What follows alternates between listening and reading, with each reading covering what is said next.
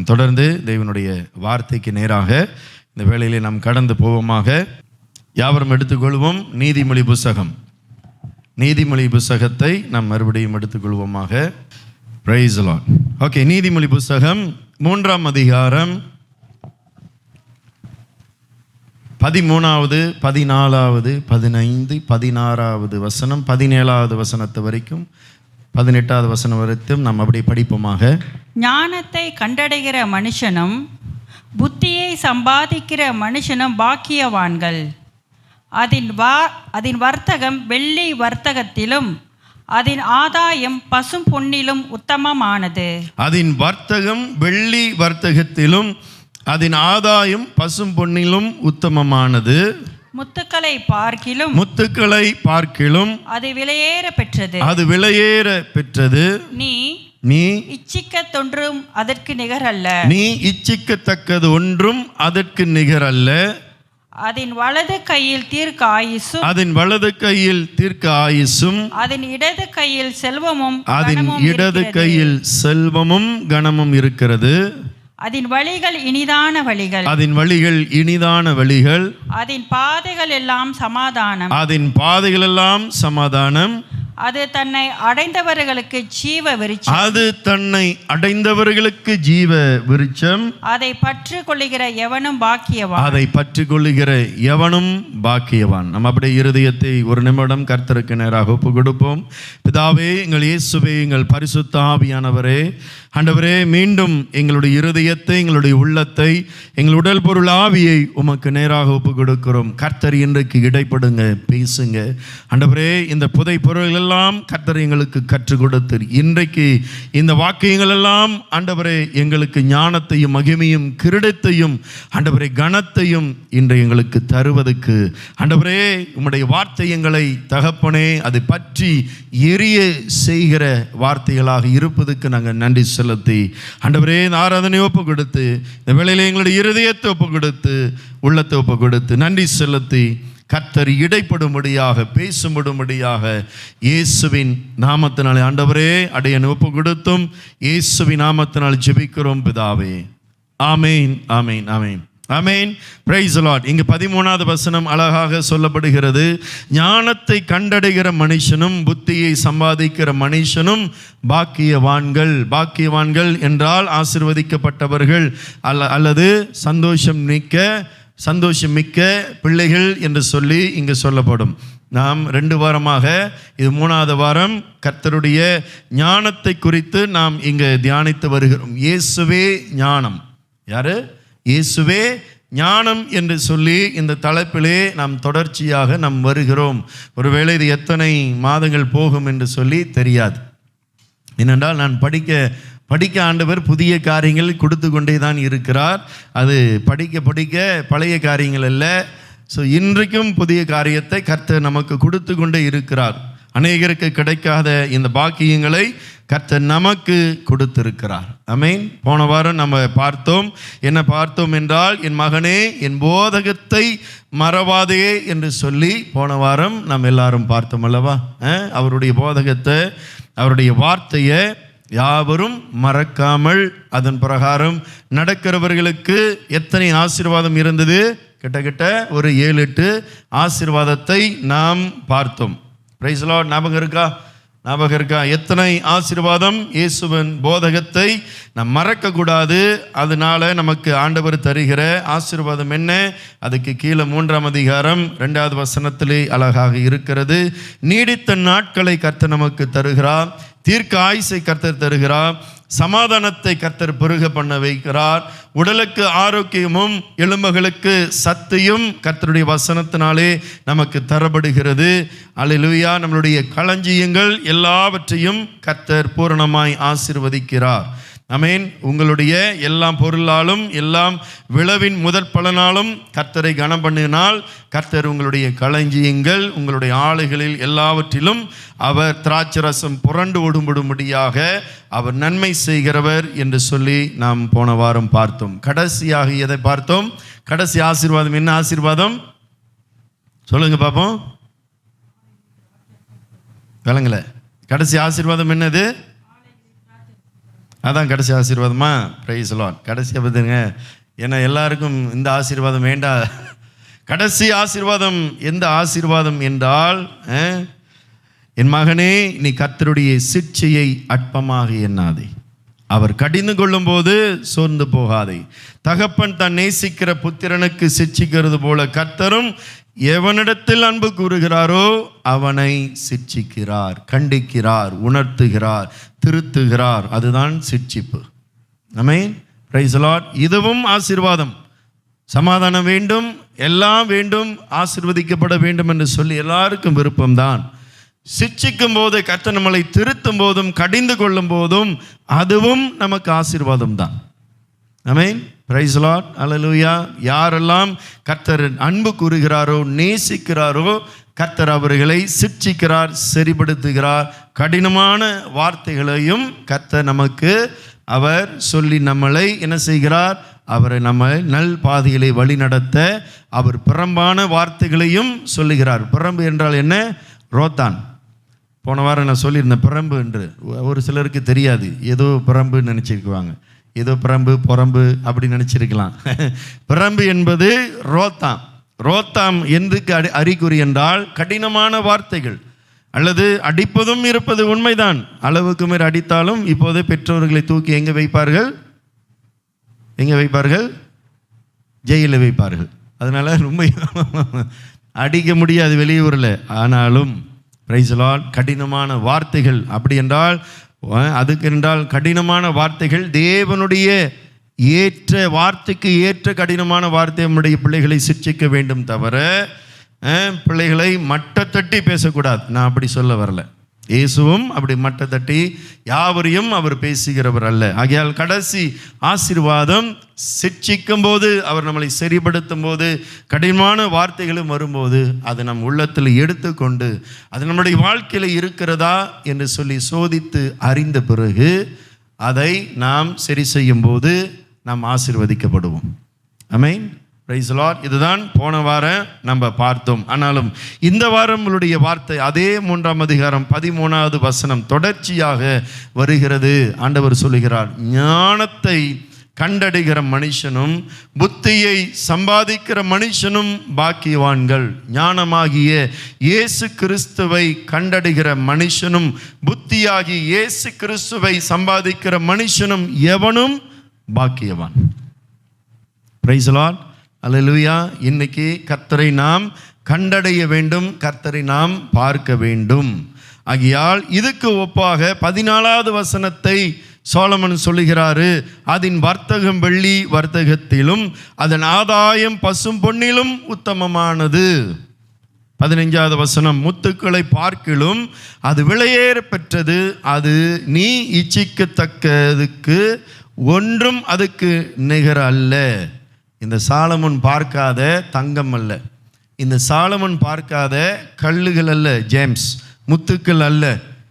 எல்லாரும் மோதிரத்தில் போட்டிருப்பீங்க, தோடில் போட்டிருப்பீங்க, அதெல்லாம் சாதாரண ஒரு கல். உண்மையான டைமண்ட் அதெல்லாம் பார்த்தீங்கன்னா இப்போ கண்டுபிடிக்க முடியல. உண்மையான டைமண்ட் எது, பொய்யான டைமண்ட் எதுன்னு கண்டுபிடிக்க முடியல.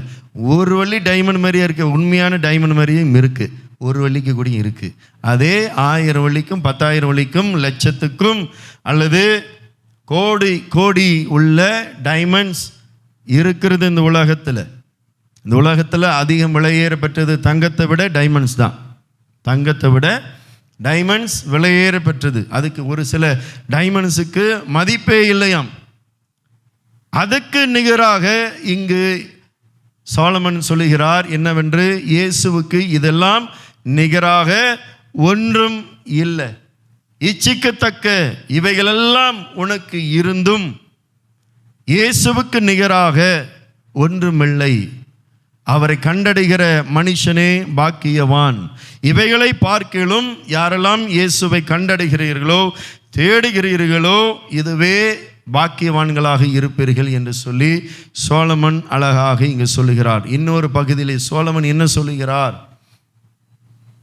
வெள்ளியை பார்க்கலும், பொன்னை பார்க்கலும், பணத்தை பார்க்கலும், முத்துக்களை பார்க்கலும், விலையேற பெற்ற சகலத்திலையும் பார்க்கலும் கர்த்தரை முதலிடத்தில் வைப்பதே மகிமை என்று சொல்லி இங்க அவர் மறைமுகமாக மனிதனுக்கு சொல்லுகிறார். அதனால தான் முன்கூட்டியே சொல்லுகிறார், ஞானத்தை கண்டடைகிற மனுஷனும் புத்தியை சம்பாதிக்கிற மனுஷனும் பாக்கியவான்கள். ஞானமாகிய இயேசு கிறிஸ்துவை கண்டடைய வேண்டும். இன்றைக்கு இந்த பொருளையும் இந்த செல்வத்தையும் நாம் அதை போய் வைத்து தேவனுக்கு நிகராக வைக்காமல் இன்றைக்கு இயேசுவாகிய ஆண்டவரை அவரை என்ன செய்ய வேண்டும்? முதல் படியாக வைக்க வேண்டும். அவர்தான் எல்லாவற்றுக்கும் முதலானவர்.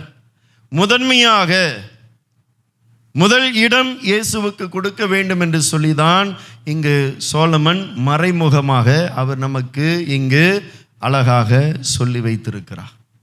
பிரைஸ் தி லார்ட், அல்லேலூயா. முதன்மையான, அப்படி என்றால் கர்த்தருக்கு முதலிடத்தை தர வேண்டும். இந்த பொன்னை பார்க்கலும் இந்த வெள்ளியை பார்க்கலும். இன்றைக்கு பாஸை கூப்பிடுறாங்க, இன்றைக்கு 1 கிலோ உனக்கு நான் தங்கம் கொடுக்க போறேன், என்ன செய்வீங்க? ஆனால் இயேசு சொல்லுகிறாரு, நான் இன்றைக்கு சபைக்குள்ளாக வரப்போகிறேன், அல்லது சபை எடுத்துக்கொள்ளப்பட போகிறது. எது முக்கியம்? 1 கிலோ தங்கமா அல்லது சபை எடுத்துக்கொள்ளப்படுவதற்கு ஆயத்தமா? ஆண்டவர் 2 ஆப்ஷன் கொடுக்கும்போது எந்த ஆப்ஷனுக்கு போவீங்க? சொல்லுங்க, எந்த ஆப்ஷனுக்கு போவீங்க? 2மே இல்லையா? எந்த ஆப்ஷனும் இல்லையா? தங்கம் கை தூக்குங்க. அப்பா, எல்லாமே கரெக்டாக தான் இருக்கிறீங்க, பிறகு பார்த்து சொல்லிக்கோ. இங்கே ஆண்டவர் என்ன சொல்ல வருகிறார்? அவருடைய வார்த்தைகள் இங்கே என்ன, நமக்கு ஞான வார்த்தைகள் இங்கே சொல்லப்படுகிறது. இதெல்லாம் ஞான வாக்கியங்கள், நல்ல ஞாபகம் வைத்துக் கொள்ளுங்கள். ஞானவான்கள் எழுதப்பட்ட ஞான வாக்கியங்கள். இதை படிக்க படிக்க படிக்க தான் கர்த்தர் நமக்கு ஞானத்தின் வாக்கியங்களையும் இதனுடைய அர்த்தத்தையும் இதனுடைய புதல் பொருள்களையும் கர்த்தர் நமக்கு தருவார். பிரைஸ் தி லார்ட், அல்லேலூயா. ஆகையால் இன்றைக்கு ஆண்டவர் விரும்புகிறது என்ன? என்னை நீ கண்டடைய வேண்டும், என்னை நீ முதலிடத்தில் வைக்க வேண்டும், என்னை நீ முதலிலே தேட வேண்டும் என்று சொல்லிதான் ஆண்டவருடைய விருப்பம். என்னை கண்டடைகிற மனுஷன். காலையில் எதை கண்டடைகிறோம்? காலையில் யாரை பார்க்கிறோம்? காலையில் யாரை தேடுகிறோம்? அதிகாலையில் யாரை தேட விரும்புகிறோம்? அல்லது அனுதினமும் யாரை தேட நாட நாம் விரும்புகிறோம்? அல்லது முதலிடத்தில் யாரை வைக்க இன்றைக்கு நம்மளுடைய உள்ளம் ஆயத்தமாக இருப்பது தான் இந்த ஞானத்தின் வாக்கியங்கள். பிரைஸ் தி லார்ட், அல்லேலூயா. அப்போ இங்கே நம் வேதத்தை நாம் பார்ப்போம் என்றால், முதல் இடத்தை நாம் கர்த்தருக்காக வைக்கும்போது கர்த்தர் நமக்காக என்ன வைத்திருக்கிறார்? எந்த ஆசீர்வாதத்தையும் வைத்திருக்கிறார். எந்த மனிதன் கர்த்தருடைய வார்த்தைக்கு சொல்லுக்கு அவருடைய எல்லாம் காரியத்திலையும் முதன்மையாக வைப்பவன் யார்? அப்படி வைப்பவர்கள் எப்படி இருப்பார்கள்? வைப்பார்கள் என்றால் கர்த்தர் தான் எல்லாவற்றுக்கும் முதன்மையான காரியம். அவர்தான் ஃபர்ஸ்ட், மற்றதெல்லாம் செகண்ட். இயேசுவின் எனது முன்னால், உலகம் எனது பின்னால். உலகம் பிறகு, இயேசுதான் எனக்கு எல்லாம் என்று சொல்லி யாரு, எந்த மனுஷன் முதலிலே இயேசுவை முன்பாக வைத்த மனுஷன் யார்? இன்றைக்கு அவருக்கு என்ன நடந்து இருக்கிறது, அவருக்கு என்ன நடந்தது என்று சொல்லி நாம் இன்றைக்கு மெதுவாக தியானிக்க போகிறோம். பிரைஸ் தி லார்ட், அல்லேலூயா. திருப்பி கொள்வோமா? ஆதியாகமம் 12ஆம் அதிகாரத்தை நாம் திருப்பி கொள்வோம். Book of Genesis chapter 12, 12ஆம் அதிகாரம். எல்லாருக்கும் தெரியும், ஆனாலும் இங்கே என்ன நடக்கிறது, ஆபிரகாம் என்ன செய்கிறார், ஆபிரகாமுக்கு தேவனுக்கும் உள்ள காரியம் என்ன என்று சொல்லி நாம் இன்றைக்கு தியானிக்க போகிறோம். ஆமென். Praise the Lord. 12ஆம் அதிகாரம் 1, 2, 3 படிப்போமா? கர்த்தர் ஆபிரகாமை நோக்கி, நீ உன் தேசத்தையும் உன் இனத்தையும் உன் தகப்பனுடைய வீட்டையும் விட்டு புறப்பட்டு நான் உனக்கு காண்பிக்கும் தேசத்திற்கு போ. நான் உன்னை பெரிய ஜாதியாக்கி உன்னை ஆசீர்வதித்து உன் பேரை பெருமைப்படுத்துவேன். நீ ஆசீர்வாதமாய் இருப்பாய். நீ ஆசீர்வாதமாய் இருப்பாய். உன்னை ஆசீர்வதிக்கிறவர்களை ஆசீர்வதிப்பேன். உன்னை சபிக்கிறவனை சபிப்பேன். பூமியில் உள்ள வம்சங்கள் எல்லாம் உனக்குள் ஆசீர்வதிக்கப்படும் என்றார். பூமியில் உள்ள வம்சங்கள் எல்லாம் உனக்குள் ஆசீர்வதிக்கப்படும் என்றார். 4வது வசனம். கர்த்தர் ஆபிரகாமுக்கு சொன்னபடியே அவன் புறப்பட்டு போனான். Praise the Lord. Hallelujah. Abraham சாதாரண ஒரு ஆள் அல்ல. ஆபிரகாமுக்கு ஏற்கனவே அவருக்கு சொத்து பத்து நிலங்கள் இருக்கிறது, எல்லாவற்றிலும் இருக்கிறவர். ஆபிரகாம் ஒரு ஏழ்மையான அல்ல. ஆபிரகாம் அவர் பிறப்பிலே செல்வந்தர். அவர் எல்லாராலும் கனப்பெற்றவர். Praise the Lord. Hallelujah. இங்கு ஆபிரகாமுக்கு ஆண்டவர் சொல்லுகிறார், ஆபிரகாமே, உன் தேசத்தையும் உன் இனத்தையும் உன் தகப்பனுடைய வீட்டையும் விட்டு புறப்பட்டு நான் உனக்கு காண்பிக்கும் தேசத்துக்கு போ என்று சொன்ன உடனே ஆபிரகாம், ஆண்டவரே, நான் இப்போதைக்கு போக முடியாது. எனக்கென்று ஒரு தேசம் இருக்கிறது, எனக்கென்று சொந்தக்காரர்கள் இருக்கிறார்கள், நண்பர்கள் இருக்கிறார்கள், கூட்டாளிகள் இருக்கிறார்கள், அநேகர் எனக்கு இங்கு நன்மை செய்கிறவர்கள் இருக்கிறார்கள். நல்ல இடத்துல தான் ஆண்டவர் இருக்கிறேன். என் இனத்தார்கள் இருக்கிறார்களே, எனக்கு நாளைக்கு நன்மை தீமை எது இருந்தாலும் இவர்கள் அல்லவா முன்பாக வருவார்கள். இவர்களை விட்டு நான் போக வேண்டுமா? இவர்களை விட்டு நான் கடந்து போக வேண்டுமா என்று சொல்லி ஆபிரகாமுக்கு எத்தனை கேள்விகள் இருந்திருக்கும். அவ்வளோ ஈஸியாக ஒரு வீட்டை விட்டு பீண்டா பண்ணுறதுக்கே, ஒரு வீட்டை விட்டு காலி பண்ணுறதுக்கே நமக்கு எத்தனை நாட்கள் நமக்கு முடிவெடுக்கிறது. இன்று இரவிலே முடிவெடுக்க முடியுமா? ஒரே இரவிலே முடிவெடுக்க முடியுமா? அப்படி யாராச்சும் இருக்கிறீங்களா? அப்படி இருக்கிறீங்களா? Price the Lord.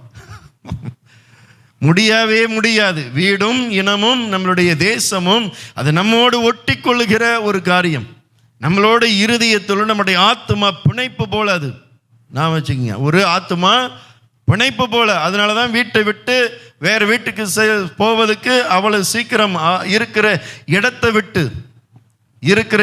விட்டு கூட நம்ம அடுத்த இடத்தை போவதுக்கு, அடுத்த தாமானுக்கு போவதுக்கு, அடுத்த மாநிலத்துக்கு போவதுக்கு, ஸ்டேட்டுக்கு போவதுக்கு நமக்கு அவ்வளவு சீக்கிரம் விருப்பம் வராது. ஒவ்வொரு நம்மளுடைய தேசத்தில் 2 நாள் லீவு கிடைச்சா போதும். 2 நாள் லீவு கிடைச்சா போதும். எப்படி போகிறாங்க? நவர முடியுதா? எங்காச்சும் கேளுக்கு நம்மளால் போக முடியுதா? அவங்க போகிறாங்களோ இல்லையோ, தீபாவளி அவங்களுக்கு இருக்கோ இல்லையோ, பலை கம்பம் எல்லாம் பலை கம்பம். உலகத்திலே மலேசியா மாரி பலை கம்பம் எங்கே இருக்காது நான் நினைக்கிறேன். நான் பார்த்ததே இல்லை, நானும் கேட்டதே இல்லை. 2 நாள் டோல் ஃப்ரீ, போயிட்டு வாங்க அப்படின்னு சொல்லி அரசாங்கம் நல்லது செய்து இருக்கிறது. விட முடியுதா? இருக்கிற தேசத்தையும் இனத்தையும் பட்டணத்தையும் இருக்கிற சிட்டியும் நண்பர்களையும் எல்லாவற்றையும் விட முடியுமா? ஒரு மனிதன் சாதாரணமாக இப்போதைக்கு விட முடியுமா? விடுவதற்கு சாத்தியமா? நான் ஏன் போகணும் ஆண்டவரே? எனக்கு ஒரு அறிகுறி கொடுங்க, வானத்தில் எங்களுக்கு ஒரு அடையாளத்தை கொடுங்க, எனக்கு சொப்பனத்தில் பேசுங்க, அல்லது எனக்கு ஆண்டவரை ஊழியக்காரங்க மூலியமாக பேசுங்க, எப்படியாவது ஆண்டவரை பேசுங்க. அப்போ தான் நான் நகருவேன், அப்போ தான் நான் மூவ் பண்ணுவேன்.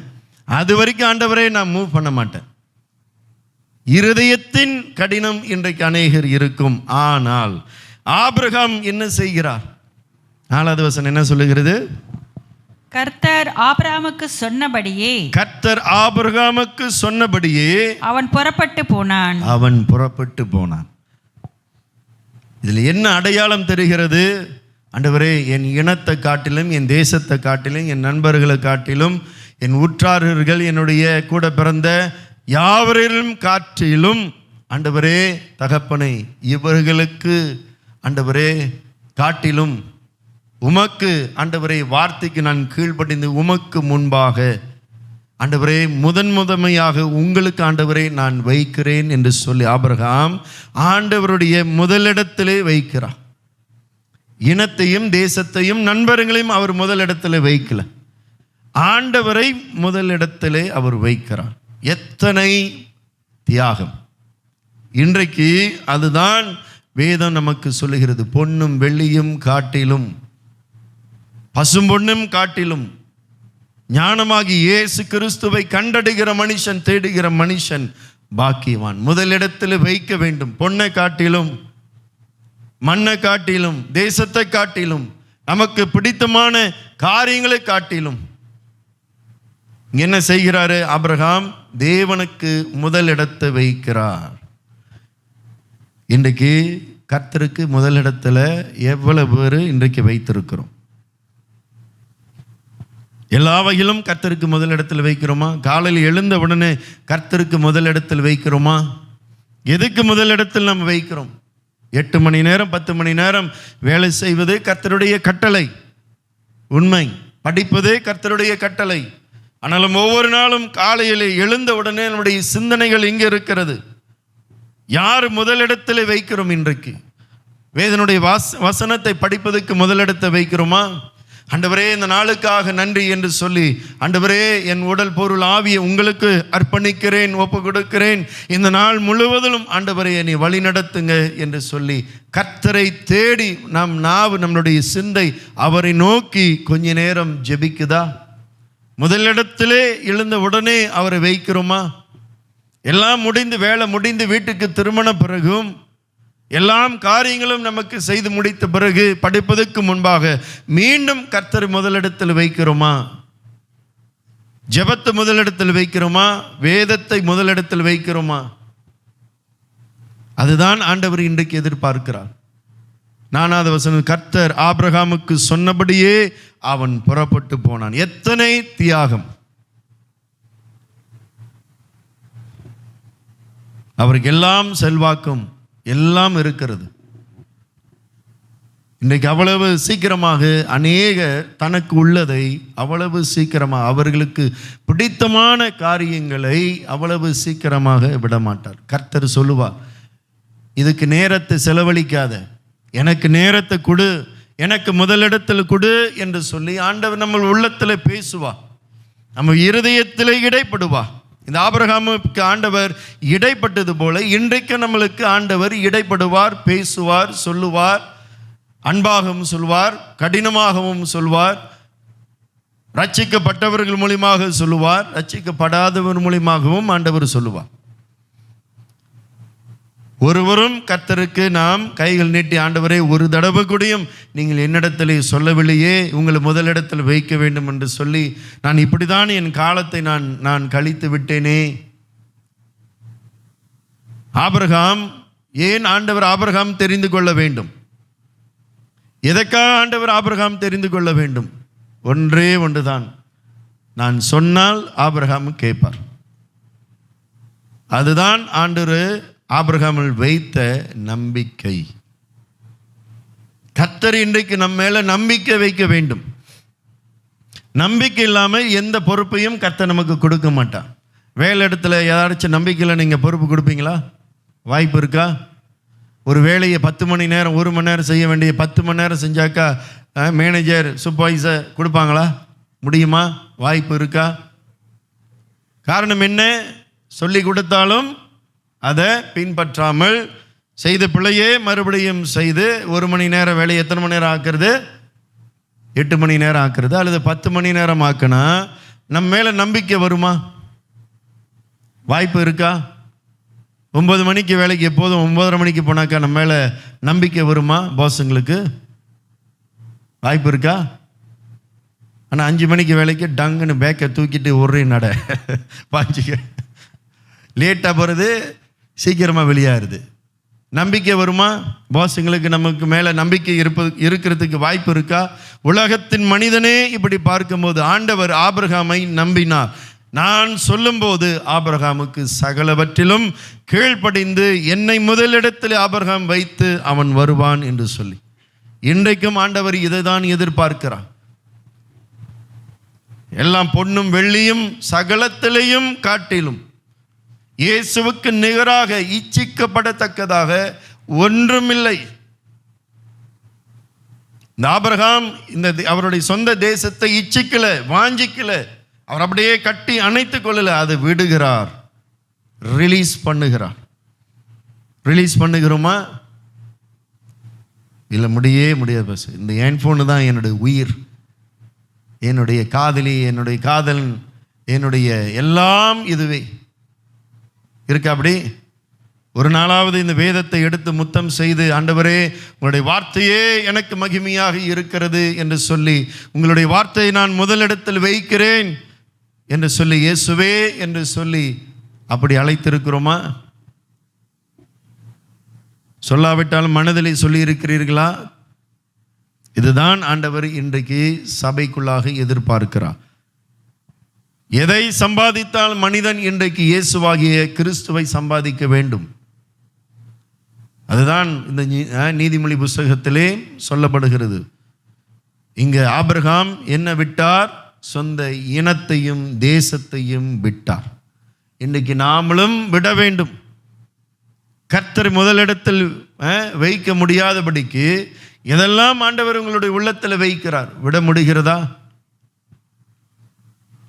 விடுகிறோமா? விடாமல் இருக்கிறோமா? நான் ஹெட்ஃபோன் பற்றி தப்பாக சொல்லலை. இன்றைக்கி ஹெட்ஃபோன்லேயே இன்றைக்கு வேலைகள்லாம் இருக்கிறது. ஹெட்ஃபோனில் தான் முழுமையாக அநேகருக்கு வேலையும் இருக்கிறது. ஒர்க் ஃப்ரம் ஹோம் வேலை, லேப்டாப்பு முழுசாக 8 மணி நேரம் அதிலே இருக்க வேண்டியதாக இருக்கிறது. நான் அதை பற்றி சொல்லவில்லை. இன்றைக்கு டெக்னாலஜி இருக்கிறது, நல்ல ஆசீர்வாதம். இன்றைக்கி டிக்டாக் இருக்கிறது, நல்ல ஆசீர்வாதம். 10 பேர் முன்ன சம்பாதிச்சவங்க கடையை போட்டு இன்றைக்கு 1000 பேர் சம்பாதிக்கிறாங்க. Price Lord. டெக்னாலஜிகள் இருப்பது நல்லது. ஆனாலும் விடுகிறோமா? கர்த்தருக்கு பிரியமில்லாத காரியங்கள் கர்த்தருக்கு முதலிடத்தில் வைக்காமல், இந்த ஆபிரகாம் என்ன செய்கிறார்? கர்த்தரே எனக்கு எல்லாம்.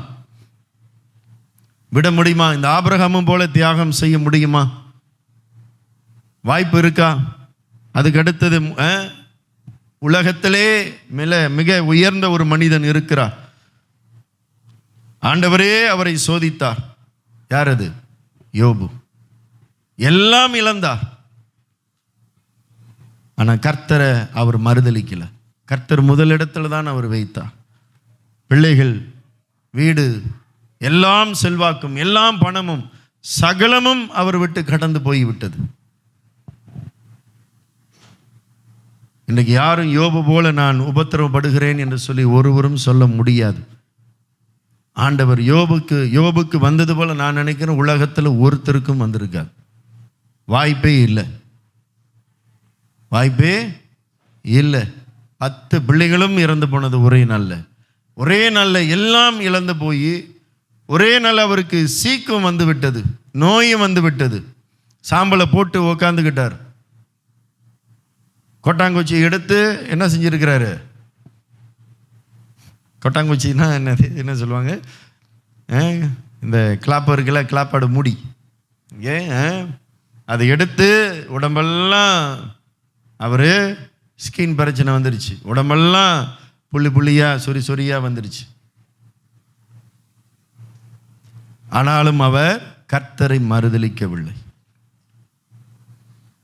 எல்லாவற்றிலும் காட்டிலும் கர்த்தரை முதலிடத்தில் வைக்கிறவர்களுக்கு கர்த்தர் எப்பேற்பட்ட நன்மையும் ஆசீர்வாதத்தையும் கர்த்தர் வைத்திருக்கிறார் என்று சொல்லி இன்றைக்கு சபை அறிந்து கொள்ள வேண்டும், புரிந்து கொள்ள வேண்டும். பொன்னும் வெள்ளியும் காட்டிலும், எல்லாவற்றிலும் காட்டிலும் கர்த்தரை தேட வேண்டும். அதுக்குள்ளாக தான் நமக்கு தீர்க்க ஆயுசமும் செல்வமும் கனமும் சகலமும் அவருக்குள்ளாக இருக்கிறது.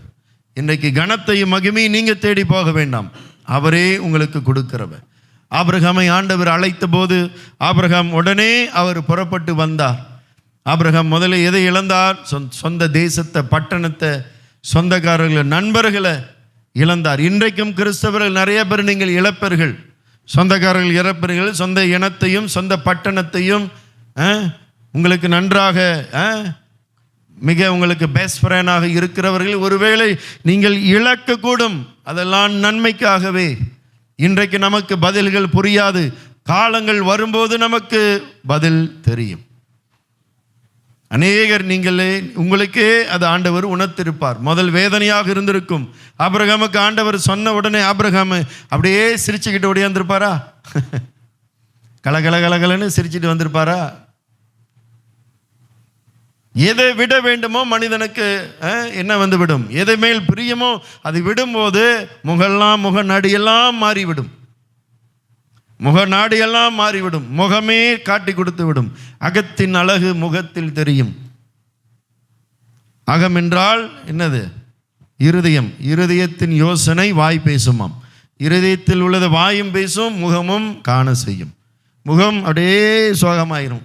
இதை விடுப்பா, முடியாதாண்டவரே, அப்படியே சோகம் முகம். ஆனால் ஆபிரகாம் இருந்திருக்கலாம், ஆபிரகாமுக்கு வேதனையாக இருந்திருக்கலாம். என்ன ஆண்டவரே இப்படிலாம் இருக்கிறது. ஆனாலும் ஆபிரகாம் தேவனை கேள்வி கேட்கல. பாருங்க, முதல் கட்டமே ஆண்டவர் அழைக்கும் போது அவர் ஆபிரகாமை கேள்வி கேட்கல. ஆண்டவரை கேள்வி கேட்க முதலிடத்தில் ஆண்டவரே நான் கீழ்ப்படிந்து நான் வருகிறேன் என்று சொல்லி அவர் ஆண்டவருக்கு முதல் இடத்தை வைத்து தேசத்தையும் இனத்தையும் சகலத்தையும் அவர் விட்டார். இன்னைக்கு நாமளும் விட வேண்டும். ஆபிரகாம் இதை மட்டும் அவர் விடலை. பிறகு ஆபிரகாமுக்கு என்ன வந்தது? அவருக்கு முதல் குழந்தை யார் மூலியமாக வந்தது சொல்லுங்க? ஆகார். ஆகார் மூலியமாக, உண்மையிலே சாராள் மூலியமாக தான் முதல் குழந்தை வந்திருக்கணும். ஆனாலும் சாராளுக்கு என்னது? அவசர கொடுக்கை, அவசரம். இன்றைக்கு அவசரத்தினாலே எத்தனை காரியம் நடக்கிறது உங்களுக்கு தெரியுமா? எல்லாம் அவசரம். சட்டுன்னு செய்யணும், பட்டுன்னு செய்யணும், கொட்டோன்னு கொட்டணும். எல்லாமே எல்லாம் பட்டுன்னு கட்டுன்னு கட்டா கொட்டோன்னு கொட்டணும். பட்டுன்னு எல்லாமே வரணும், சட்டுன்னு எல்லாமே நடக்கணும். எனக்கே தெரில ஏன் வந்துச்சுன்னு இப்படி. இன்றைக்கு சாராளை போல அநேகர் இருக்கிறார்கள், பரவாயில்ல. ஆனாலும் ஆண்டவர் சாராளை நேசித்தார். ஆனாலும் ஆண்டவர் ஆகார் மூலியமாக முதல் குழந்தையை ஆண்டவர் கொடுக்கிறார். எடுத்துக்கொள்வோமா? ஆதியாகமம் புக் ஆஃப் ஜெனசிஸ் 16ஆம் அதிகாரம் 15வது வசனம். ஆகார் ஆபிரகாமுக்கு ஒரு குமாரனை பெற்றாள். ஆபிரகாம் ஆகார் பெற்ற தன் குமாரனுக்கு இஸ்மவேல் என்று பெயரிட்டான். ஆகார் ஆபிரகாமுக்கு இஸ்மவேலை பெற்றபோது ஆபிரகாம் 86 வயதாயிருந்தான். ஆபிரகாம் 86 வயதாக இருந்தார். கர்த்தர் ஆபிரகாமை அழைக்கும் போது 75 வயது. 12ஆம் அதிகாரம் அதில் போட்டுக்குங்க. ஆபிரகாமுக்கு 75 வயது. ஆபிரகாமுக்கு 75 வயது. பிறகு 86 வயது, 11 வருஷம் சென்ற பிறகு அவருக்கு இஸ்மவேல் என்ற பிள்ளை பிறக்கிறது. ஆகார் மூலியமாக, வேலைக்காரி மூலியமாக, எகிப்தில் இருக்கிறவள் அவள் மூலியமாக ஒரு பிள்ளை இருக்கிறது. இந்த பிள்ளை இப்போ வளர்கிறது, வளர்ந்து பெரியாளாக ஆகிறது. அப்படி என்றால் கிட்டத்தட்ட ஒரு 14 வயது இருக்கும். ஒரு 14 வயது இருக்கும்போது இப்போது சாராள் முதல் வைஃப் என்ன செய்கிறாங்க? ஆகாரை பிள்ளையும் அவங்க என்ன செய்கிறாங்க? இப்போ துரத்தடிக்கிறாங்க. அவங்க என்ன செய்கிறாங்க? இப்போ வெளியாக்குறாங்க. ஏன் வெளியாக்குறாங்க? எதுக்காக வெளியாக்குறாங்க பார்ப்போமா? எடுத்துக்கொள்வோமா?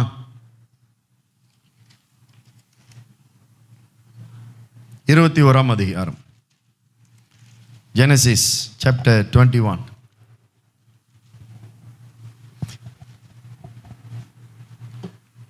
4வது வசனத்தை படிப்போமா? தன் குமாரனாகிய ஈசாக்கு பிறந்த 8ஆம் நாளிலே ஆபிரகாம் தனக்கு தேவன் கட்டளை இட்டிருந்தபடி அவனுக்கு விருத்த சேதனம் பண்ணினான். இங்க ஆபிரகாமுக்கு இப்ப குழந்தை பிறந்தது. ஆபிரகாமுக்கு 100 வயதிலே பிள்ளை பிறந்தது.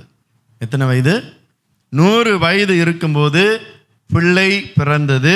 ஸோ பிள்ளை பிறந்த பிறகு இங்கே பிள்ளையும் ஒரு 2 வயது ஆகும்போது இப்போ சாராள் என்ன செய்கிறாள்? ஆபிரகாமுக்கு பிறந்த இஸ்மவேல் முதல் பிள்ளையை அவள் என்ன செய்கிறாள்? போக சொல்லுகிறாளா? பார்ப்போமா?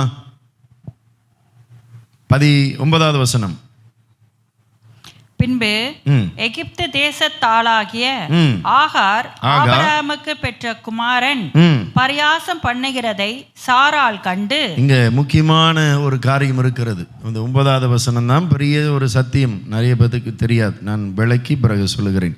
10வது வசனம், ஆபிரகாமை நோக்கி, இந்த அடிமை பெண்ணையும் அவள் மகனையும் புறமே தள்ளும். இந்த அடிமை பெண்ணின் மகன் என் குமாரனாகிய ஈசாக்கோடே சுதந்திரவாளியாய் இருப்பது இல்லை என்றாள். 11வது வசனம், 11. தன் மகனை குறித்து சொல்லப்பட்ட இந்த காரியம் ஆபிரகாமுக்கு மிகவும் துக்கமாயிருந்தது. ஆபிரகாமுக்கு மிகவும் துக்கமாக இருந்தது.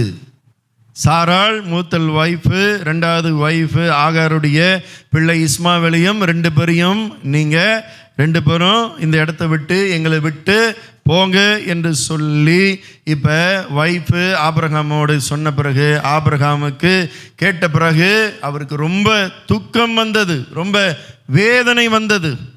ஏனென்றால் இவருக்கு கதை தெரியாது என்ன நடந்தது என்று சொல்லி. ஆனாலும் ஆண்டவர் என்ன சொல்லுகிறார்? 12வது வசனம், அப்பொழுது தேவன் ஆபிரகாமை நோக்கி, அந்த பிள்ளையையும் உன் அடிமை பெண்ணையும் குறித்து சொல்லப்பட்டது உனக்கு துக்கமாய் இருக்க வேண்டாம், உனக்கு துக்கமாய் இருக்க வேண்டாம். ஈசாக்கின் இடத்தில் உன் சந்ததி விளங்கும்.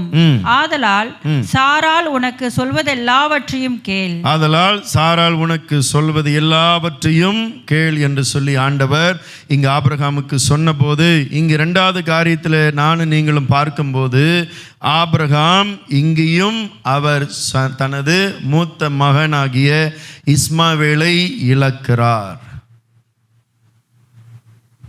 முதல் இனத்தையும் பட்டணத்தையும் சொந்த இடத்தையும் சொந்த மக்கள்களையும் அவர் இழந்து தேவனிடத்தில் முதலிடத்தில் வைத்து தேவன் என்ன சொன்னாரோ அதன் பிரகாரம் அவர் செய்து வந்தார். இப்போது அவருக்கு 100 வயது ஆகிவிட்டது. 25 ஆண்டுக்கு பிறகு ஆண்டவர் என்ன செய்கிறார்? இஸ்மாவேல் 14 வயது, கிட்டத்தட்ட 16 வயது கூட இருக்கும் இஸ்மாவேலுக்கு. அவரை ஆண்டவரே என்ன செய்ய சொல்கிறார்? இப்ப அவரையும் நீ விட வேண்டும்.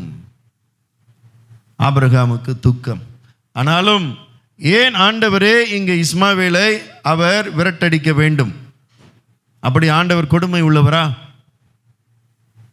எப்படி இருந்தாலும் நம்ம வாக்குவாதம் பண்ணுவோம்ல, எப்படி இருந்தாலும் ஆபிரகாமோட வைஃபு தானே, இருந்திருக்கலாமே ஒரு மூலையில் ஒரு ஓரத்தில் அப்படி என்று சொல்லி நாம் நினைத்திருக்க கூடும் அல்லவா? ஆனாலும் இந்த ஆகார் எங்கே உள்ளவள் சொல்லுங்க? எகிப்தில் உள்ளவள். ஆகார் எகிப்தில் உள்ளவள். ஆகார் ஒரு வேலைக்காரி, வீட்டு வேலைக்காரி.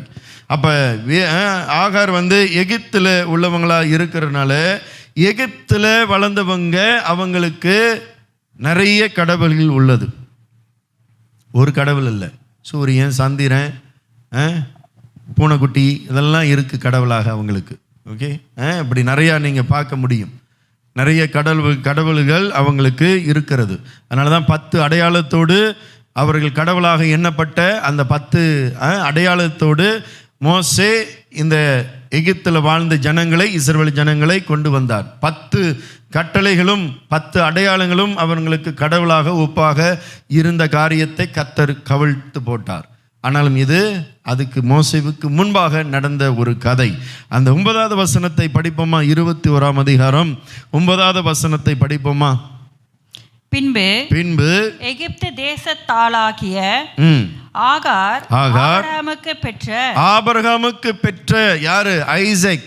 ஆபிரகாமுக்கு பெற்ற குமாரன் ஐசக் பரியாசம் பண்ணுகிறதை சாராள் கண்டு. அங்கே சில இங்கிலீஷ் வேர்டில் என்ன இருக்கும்? விடைப்பது அப்படி தானே போட்டிருக்கிறாங்க, அல்லது அவங்களை கேலி செய்தது அப்படி எழுதியிருக்கும். ஆனாலும் உண்மையான அதனுடைய அர்த்தம் என்னவென்றால், இவன் 16 வயதிலே இவன் ஒரு சிலை வணக்கத்தை செய்கிறான். என்ன செய்கிறான்? ஒரு சிலை வணக்கத்திலே அவன் சொந்தமாக மண்ணில் அவன் சிலை வணக்கத்தை செய்து 16 வயசு, கிட்டத்தட்ட ஒரு 2-3 வயசு இருக்கும். இவன் தான் தூக்கி வளர்ப்பான். நான் நினைக்கிறேன் தூக்கி வச்சுக்கிட்டு, தம்பி தானே வேணும் ஐசக்கு தூக்கி கொண்டு அவன் என்ன செய்கிறான்? இந்த கடவுளை அவனுக்கு அறிமுகப்படுத்துகிறான். இதை சாராள் பார்த்துட்டாங்க. இதை யார் பார்த்துட்டா?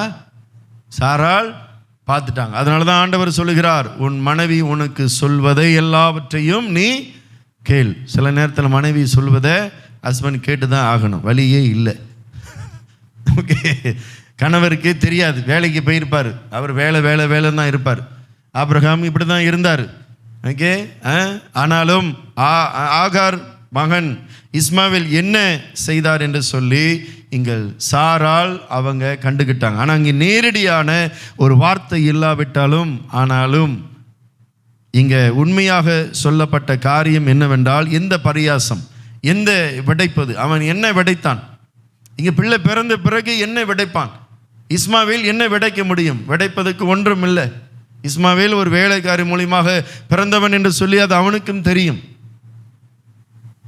ஆனாலும் அவன் என்ன செய்கிறான்? தன் தாயின் வம்சத்தில் வரப்பட்ட தெய்வங்களை அவன் வணங்க ஆரம்பிக்கிறான். அதனால தான் ஆண்டவர் இங்கே அவனை என்ன செய்கிறார்? அவனை அம்மா பிள்ளையும் துரத்தி, ஆனாலும் உன் மூலியமாக வந்த சந்ததி என்றால் அவர்களையும் நான் பெருக செய்வேன் என்று சொல்லி, ஆனாலும் அவர்களுக்குள்ளாக உலகமெங்கும் கைகள் விரோதமாக இருக்கும்.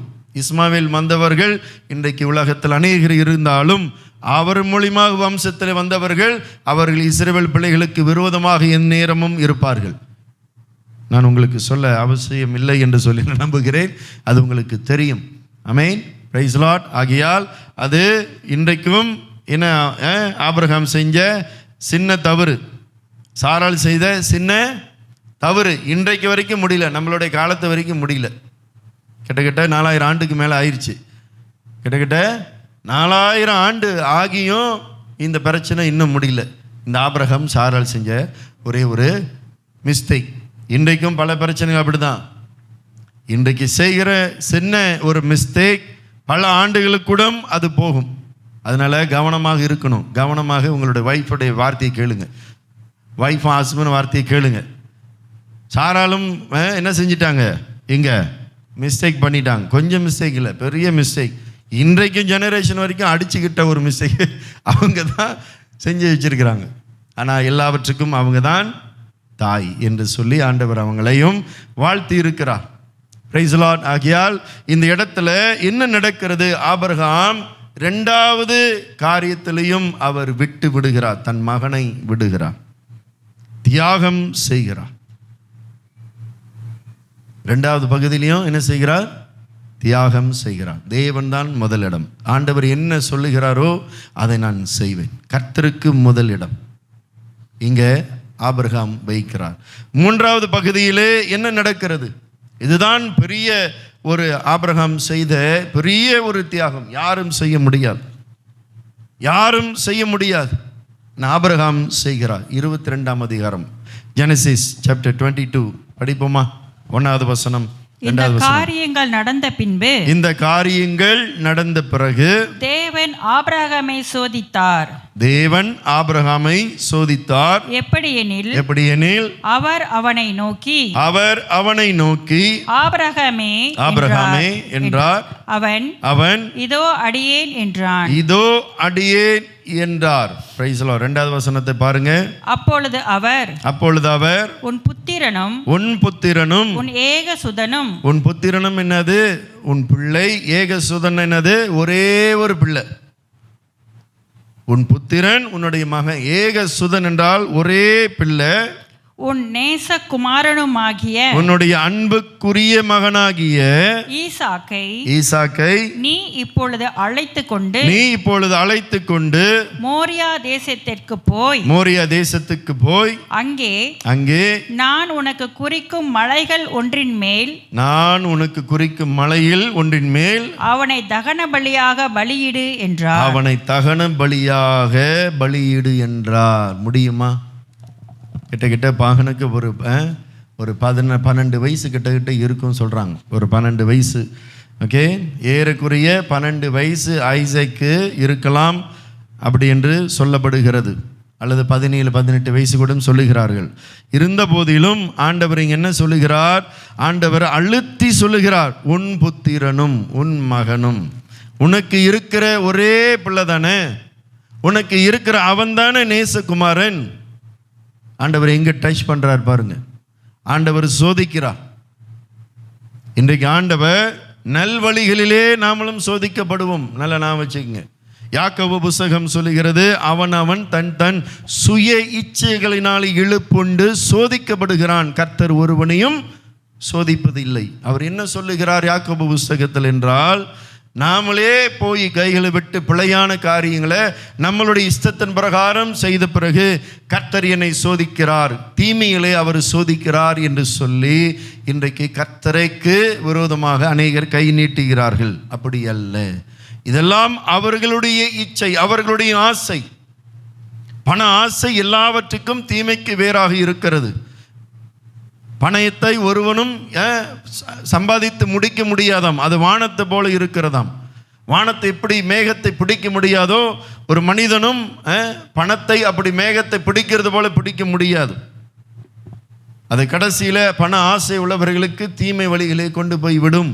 இப்படி பண ஆசை வழிகளிலே இருந்து அவர்களுக்கு சோதிப்பு வரும்போது, சோதனை வந்து இழுப்புண்டு சோதிக்கப்படுகிறவர்கள், நான் தேவனாலே சோதிக்கப்படுகிறேன் என்று சொல்லக்கூடாது. ஆனாலும் இங்கு ஆண்டவர் ஆபிரகாமை ஏன் சோதிக்கிறார்? இந்த காரியத்திலையும் ஆபிரகாம் எனக்காக தியாகம் செய்வாரா? இந்த காரியத்திலும் ஆபிரகாம் தியாகம் செய்வதற்கு ஆபிரகாம் இன்னும் என்னுடைய வார்த்தைக்கு கீழ்ப்படிவாரா? அதனால தான் போட்டிருக்கு, இந்த காரியங்களாம் நடந்த பின்பு ஆபிரகாம் நினைச்சாரு எல்லாம் முடிந்தது. அப்பா, நம்ம பேர் உட்காந்துருவாங்களே அப்பா என்று சொல்லி. அதனால தான் பைபிள் வசனம் அழகாக சொல்லுகிறது, இந்த காரியங்கள் எல்லாம் நடந்த பின்பு. இப்போ ஆபிரகாம் கால் ஆட்டிக்கிட்டு உட்காந்துருக்காரு. என் செல்வமே, என் கண்ணே, எனக்கு ஒரே ஒரு பிள்ளையே, என் செல்ல கண்ணு. எப்படிலாம் ஆபிரகாம் அவர் அழகாக உடுத்தி, எவ்வளவு அழகாக நேசித்து தூக்கி வைத்து தோள் மேல் வைத்து கொண்டு விளையாடி கொண்டு எப்படி இருந்திருப்பார் ஆபிரகாம். ஒரே ஒரு மகன், எவ்வளவு நேரத்தை அவருக்கு கொடுத்திருப்பார். எவ்வளவாக ஆபிரகாம் தன் சொந்த பிள்ளையை நேசித்திருப்பார். நேசிக்காத எந்த தகப்பனும் அல்ல, தாயும் அல்ல. எவ்வளவு நேசம். ஆனால் ஆண்டவர் இங்கே சாராளுக்கு தெரியாம எங்க ஆபிரகாம் என்ன செய்கிறாரு? ஐசாக்கு கொண்டு போறாரு. அதான் உண்மை. ஆண்டவர் இங்க பேசின பிறகு இவர் என்ன சொன்னாரு? ஆபிரகாமே, ஆண்டவர் என்ன ஆண்டவரே, அங்க தொட்டு இங்க தொட்டு கடைசியில் என்னுடைய பிள்ளையே தொட்டுட்டீங்களே, இது முடியாது ஆண்டவரே ஆபிரகாம் சொன்னாரா? இன்றைக்கும் ஆபிரகாம் வயதான பிறகு கூடியும் ஆபிரகாம் என்னுடைய வார்த்தைக்கு கீழ்ப்படுகிறானா? கடைசி வரைக்கும் ஆபிரகாமுக்கு என்ன இருந்தது? ஆண்டவருடைய டெஸ்ட் இருந்து கொண்டேதான் இருந்தது. ஆண்டவர் சோதிக்கிறார், பயங்கரமான ஒரு டெஸ்ட். உன்னுடைய பிள்ளையை எனக்காக நீ கொடுக்க முடியுமா? ஆனாலும் எபிரேய புஸ்தகம் சொல்லுகிறது, மறைமுகமாக சொல்லுகிறது, ஆபிரகாம் உள்ளத்தில் உள்ளதிலே எபிரேய புஸ்தகம் சொல்லப்படுகிறது. என்னது? என் மகன் மரித்தாலும் நான் அவனை நான் உயிரோடு கொண்டு வருவேன் என்று சொல்லி அந்த விசுவாசத்தோடு தான் ஆபிரகாம் கடந்து போகிறார். இருக்கிறதா விசுவாசத்தை குறித்து? எபிரேயர் புஸ்தகம் படிப்போமா? அது ஒரு டச் பண்ணிட்டு போயிடும். எபிரேயர் 11ஆம் அதிகாரம் 17 படிங்க. மேலும் விசுவாசத்தினாலே ஆபிரகாம் தான் சோதிக்கப்பட்ட போது ஈசாக்கை பலியாக ஒப்பு கொடுத்தான். ஈசாக்கின் இடத்தில் உன் சந்ததி விளங்கும் என்று அவனோடே சொல்லப்பட்டிருந்ததே. இப்படிப்பட்ட வாக்கு தத்தங்களை பெற்றவன் மரித்தோரில் இருந்து எழும்ப தேவன் வல்லவராய் இருக்கிறார் என்று எண்ணி தனக்கு ஒரே பேரானவனையே பலியாக ஒப்பு கொடுத்தான். மரித்தோரிலிருந்து அவனை பாவனையாக திரும்பவும் பெற்றுக்கொண்டான். பிரைஸ் லார்ட், அல்லேலூயா. இதுதான் ஆபிரகாமுடைய விசுவாசமும் தேவன் மேல் இருக்கிற அவருடைய மகிமையும் என்று சொல்லி இந்த புதிய ஏற்பாட்டிலே நமக்கு சொல்ல முடியும். இந்த ஆதியாகமம் 22ஆம் அதிகாரம், மறுபடியும் அதுக்குள்ளாக நாம் வந்து விடுவோம். உன்னுடைய புத்திரனும் உன்னுடைய ஏக சுதனும் இன்றைக்கு எனக்கு நீ தகன பலியாக, அல்லது தகன பலி என்றால் அது எப்படி நடக்கும் என்றால் கட்டைகள் எல்லாம் வைத்து மேலே கட்டி அவர்களை கீழே நெருப்பு வைப்பார்கள். அதுதான் தகன பலி. ஒரு ஆடு எப்படி தகன பலி வைப்பார்கள் என்றால் அப்படிதான் வைப்பார்கள். கழுத்தை வெட்டி அந்த ஆடை அவர்கள் அல்லது அப்படியே முழுசாக அப்படி வைத்து தகன பலி செய்வார்கள். Okay, praise lord. அப்படி போல தான் ஆண்டவர் இங்கே ஐசேக்க ஆண்டவர் தகன பலியை செலுத்த சொல்லுகிறார். எத்தனை பேர் நீங்கள் கர்த்தருக்கு விட சொல்லுகிற காரியத்தை தகன பலியாக செலுத்த முடியுமா? வாய்ப்பு இருக்கா? ஆண்டவர் இங்கு தகன பலியாக கொண்டு வருகிறார். ஆபிரகாம் ஒருபோதும் அவர் மறுக்கவே இல்லை. ஆபிரகாம் என்ன செய்கிறார்? 3வது வசனத்தை பாருங்க. ஆபிரகாம் அதிகாலையில் எழுந்து, முடியுமா? ஆபிரகாம் அதிகாலையிலே எழுந்து, நம்மளெல்லாம் என்ன ஒரு சோகமான ஒரு இடத்துக்கு போக போகிறோன்னா, நமக்கு பிரியமில்லாத ஒரு இடத்துக்கு போக போகிறோன்னா என்ன எப்படி போவோம்? கொஞ்சம் லேட்டாகவே போவோம். கொஞ்சம் லேட்டாகவே போவோம். நமக்கு பிடிக்காதவர்களாம் இருப்பாங்க, அவங்க முகத்தெல்லாம் பார்க்கணுமா, கொஞ்சம் லேட்டாக போவோம். ஆபிரகாம் எவ்வளவு வேதனையாக இருக்கும், ஆபிரகாம் அதெல்லாம் பார்க்கல. நான் போய் திரும்ப என் மகனை உயிரோடு கொண்டு வருவேன் என்று சொல்லி, ஆனாலும் தியாகத்தோடு விசுவாசத்தோடு பல குழப்படியோடு இவர் போயிருக்க முடியும். கொஞ்சம் நெஞ்சமான காரியங்கள் அல்ல. சில காரியங்கள் நாம் விடும்போது பல கேள்விகள் நமக்கு உள்ளாக பயங்கரமாக எழும்பும். சில காரியங்கள் சில ஆண்டவர் விட சொல்லும்போது அது நமக்கு ரொம்ப வேதனை அளிக்கும். ஆனால் ஆபிரகாம் என்ன செய்கிறார்? அதிகாலையிலே எழுந்து தன் கழுதையின் மேல் சேணம் கட்டி தன் வேலைக்காரரில் 2 பேரையும் தன் குமாரன் ஈசாக்கையும் கூட்டிக் கொண்டு தகனபலிக்கு கட்டைகளையும் பிளந்து கொண்டு தேவன் தனக்கு குறித்த இடத்திற்கு புறப்பட்டு போய் 2 பேர் நடந்துட்டு போறாங்க. 2 பேர் வேலைக்காரங்களும் கூட போறாங்க. 2 பேர் வேலைக்காரங்க கீழே இருந்துட்டு 2 பேர் மலைக்கு மேலாக போறாங்க. அப்பாவும் பிள்ளையும் அப்பயும் கேட்கிறார், ஐசேக் கேட்கிறார், அப்பா ஆடு எங்க? ஆண்டவர் பார்த்து கொள்வார். ஆடு எங்கன்னு கேட்கிறார். ஆண்டவர் பார்த்து கொள்வார் என்று சொல்லி அந்த தகன பலிக்கு ஏற்ற கட்டைகள் எல்லாம் அடுக்கி மகனை மேலே வைத்து என்ன செய்கிறாரு? உட்கார்ந்து அழுவல. அவரு அழுவல. என்ன செய்கிறாரு பார்ப்போமா? 10ஆம் வசனம் பார்ப்போமா? பின்பு ஆபிரகாம் தன் குமாரனை வெட்டும்படிக்கு தன் கையை நீட்டி கத்தியை எடுத்தான். அவர் அழுவல. அப்ப கூட தைரியமா ஆண்டவர் என்ன சொன்னாரு? இன்னைக்கு ஆண்டவர் நமக்கு என்ன சொல்றாரோ, எதை விட சொல்லுகிறாரோ, நாம் இன்றைக்கு விடும்போது தான் ஒரு அற்புதம் பிறக்கும். உங்களுக்கு தெரியுமா? நிறைய பேர் விட மாட்டாங்க. அவங்களுக்கு ரொம்ப பிரியமான காரியமும் நேசகுமாரனும் அதான் சொல்லப்படுகிறது. உனக்கு நேசகுமாரனும் உனக்கு ஏக சுதனும் உனக்கு ஒரே பிரியமான குமாரனும் எனக்கு தகன பலி இடு. இன்றைக்கு எத்தனை பேர் தகன பலியை விட முடியும்? இந்த ஆபிரகாமை போல கத்தி எடுக்கிறாரு, உட்கார்ந்து அழுவல. இப்பயும் கத்தி எடுத்த பிறகு இங்கதான் ஒரு பெரிய அற்புதமை நடக்கிறது. 3 காரியத்தில், முதல் காரியத்தில் இனத்தையும் தேசத்தையும் எல்லாவற்றையும் விட்டார். 2வது முதல் மகன் இஸ்மாவேலும் அவரையும் விட்டார், ரிலீஸ் பண்ணார். ஆண்டவருக்கு முதலிடத்தில் வேண்டும் என்று சொல்லி, ஆண்டவர் என்ன சொல்லுகிறாரோ அதை நான் செய்ய வேண்டும் என்று சொல்லி 3வது காரியத்தில் ஆண்டவர் அவர் சோதிக்கிறார். இதிலையும் ஆபிரகாம் எனக்கு கீழ்ப்படிவாரா என்று சொல்லி ஆபிரகாம் கடைசி வரைக்கும் ஆண்டவர் என்ன சொன்னார் அதையே அவர் செய்து கடைசியிலே கத்தி வரைக்கும் அவர் நீட்டுகிறார். இப்போது என்ன நடக்கிறது? அப்பொழுது கர்த்தருடைய தூதனானவர் வானத்திலிருந்து 11வது வசனம். அப்பொழுது கர்த்தருடைய தூதனானவர் வானத்திலிருந்து ஆபிரகாமே ஆபிரகாமே ஆபிரகாமே என்று கூப்பிட்டார். அவன் இதோ அடியேன் என்றான். அவன் இதோ அடியேன் என்றான். 13வது வசனம் 12வது. அப்பொழுது அவர், பிள்ளையாண்டான் மேல் உன் கையை போடாதே, அவனுக்கு ஒன்றும் செய்யாதே. நீ அவனை உன் புத்திரன் என்றும் உன் ஏகசுதன் என்றும் பாராமல் எனக்காக ஒப்பு கொடுத்தபடியினால் நீ தேவனுக்கு பயப்படுகிறவன் என்று இப்பொழுது அறிந்திருக்கிறேன் என்றார். Praise the Lord. Hallelujah. இப்போது நீ தேவனுக்கு பயப்படுகிறவன் என்று சொல்லி நான் அறிவேன். யாரெல்லாம் தேவனுக்கு பயப்படுகிறீர்களோ அவர்கள் தேவனுக்கு முதலிடத்தில் வைப்பீர்கள். இதுதான் உண்மை. ஆண்டவரே சாட்சி சொல்லுகிறார், நீ எனக்கு பயப்படுகிற பிள்ளை. யாரெல்லாம் இன்றைக்கு பயபக்தியோடு இருக்கிறோம், பயம் ஒன்று இருக்கிறதா, தேவனுக்கு முதலிடத்தில் வைப்பதற்கு எல்லாம் ரீதியிலும் எல்லாம் காரியத்திலையும் தேவனுக்கு பிறகு ஒன்றும் இல்லை.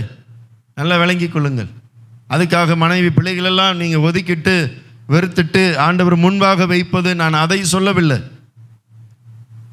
எல்லா வகையிலும் கர்த்தருக்கு முதலிடத்தில், உங்களுடைய உள்ளத்தில், உங்களுடைய இருதயத்தில், உங்களுடைய சிந்தனையில், எல்லா வகையிலும் எல்லா எவைகளை செய்தாலும் கர்த்தரே எனக்கு எல்லாவற்றிலும் ஆசீர்வதிக்க வேண்டும். அதுதான் ஆபிரகாமுடைய ஆசை. கர்த்தரையா கடைசி வரைக்கும் என்ன சொல்லுகிறாரோ நான் அதை செய்வேன். ஆனால் ஆண்டவர் கடைசி வரைக்கும் பார்க்கிறார், கத்தி தூக்குற வரைக்கும் நிற்கிறார். மலையில் ஏறும்போதே ஆண்டவர் சொல்லலை, அல்லது பிள்ளையை கட்டும் போதே நிப்பாட்டுப்பான் என்று சொல்லலை. கத்தி எடுக்கிற வரைக்கும், கடைசி வரைக்கும், நம்ம செயல்படுகிற வரைக்கும் ஆண்டவர் அமைதியாக தான் இருப்பார். செயல்பட வேண்டும். சில காரியங்களாம் நம் பிராக்டிக்கலாக செயல்பட வேண்டும். செயல்பட்டால்தான் கர்த்தருடைய இப்போது சத்தமே உங்களுக்கு எனக்கும் விளங்கும். நீ எனக்கு பயப்படுகிற பிள்ளை என்று சொல்லி நான் அறிவேன். ஆண்டவர் அதோடு விட்டார் ஆபிரகாமே. சரிப்பா, முடிஞ்சுப்பா, பலி முடிஞ்சு, நான் உனக்கு சொல்லிட்டேன், சரி போயிட்டு வா, பாபாய். ஆண்டவர் சொன்னாரா? நம்ம ஆண்டவர் அப்படி அல்ல. அவருக்காக தியாகத்தோடு எல்லாவற்றையும் ஆண்டவருக்காக நாம் வாழும்போது அவர் நமக்கு வைத்திருக்கிற ஆசீர்வாதம் அது மேலானது. ஆமென். அதுதான் நீதிமொழி புத்தகம் 4ஆம் அதிகாரமும் சொல்லப்படுகிறது. நீ அவரை மேன்மைப்படுத்து, அவர் உன்னை மேன்மைப்படுத்துவார். ஆமென். அல்லேலூயா. ஆபிரகாம் கர்த்தருடைய வார்த்தையை மேன்மைப்படுத்தினான்.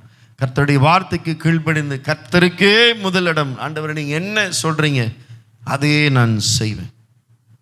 எல்லாம் சொன்ன பிறகு அடுத்தது என்ன நடக்கிறது பார்ப்போமா? அவர் நீ எனக்கு தேவனுக்கு பயப்படுகிறேன் என்று இப்பொழுது அறிந்திருக்கிறேன் என்று சொன்ன பிறகு 17வது வசனம் என்ன நடக்கிறது பாருங்க. நான் உன்னை ஆசீர்வதிக்கவே ஆசீர்வதித்து, நான் உன்னை 16வது வசனம் படிங்க. நீ உன் புத்திரன் என்றும் உன் ஏகசுதன் என்றும் பாராமல் அவனை ஒப்பு கொடுத்து இந்த காரியத்தை செய்தபடியால்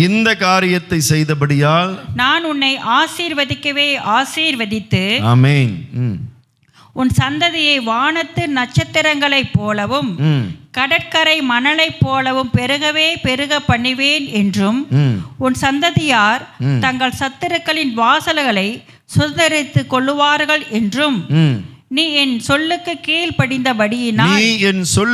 கீழ்ப்படிந்தபடியினால் உன் சந்ததிக்குள் பூமியில் உள்ள சகல ஜாதிகளும் ஆசீர்வதிக்கப்படும் என்றும் என் பேரில் ஆணையிட்டேன் என்று கர்த்தர் சொல்லுகிறார் என்றார். ஆமென். Praise the Lord. ஆபிரகாமுடைய ஆசீர்வாதம் சுலபமாக வரல, விளங்கிக் கொள்ளுங்க.